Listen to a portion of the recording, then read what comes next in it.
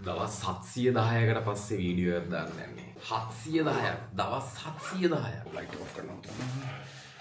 ඉතින් මේක කියන්න පටන් ගන්න ලේසිම විදිහෙන් පටන් ගන්න තමයි බැලුවේ පළවෙනි අවුරුදු දෙකකට කලින් අපේ බිස්නස් එක මිලියන 2.5ක් 3ක් විතර කරනවා මාසෙට.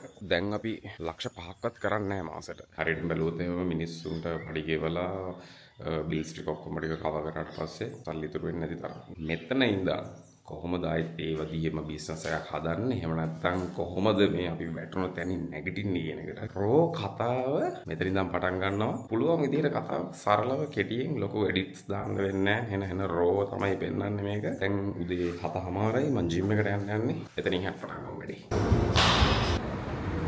right. අවුරුදු දෙකකට පස්සේ දාන වීඩියෝ එකක් හින්දා සරලව කෙටියෙන් ඉක්මනට කියන්න බලන්න. අපි සිලෙන්ට් එක ගැන කතා කරමු. මොකද හැමෝම දන්නේ සිලෙන්ට් එකනේ. සිලෙන්ට් එක ඇත්තටම පහුගිය මාස 6 පුරාවටම growth එක වෙනුවෙන් කිසිම දෙයක් උනේ නැහැ.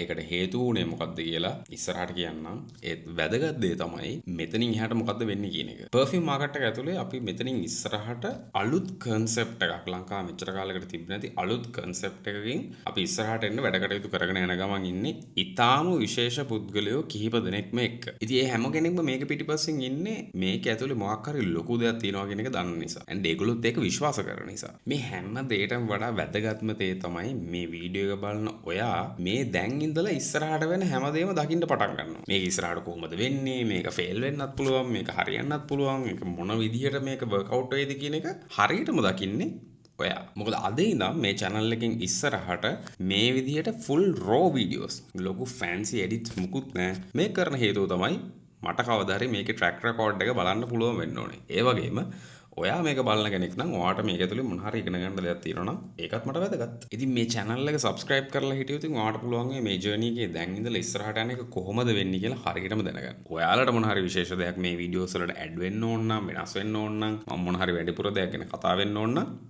කමෙන්ට් එකක් දාන්න. එහෙනම් ඊළඟ වීඩියෝ එකකින් හම්බ වෙනකම් ජය වේවා.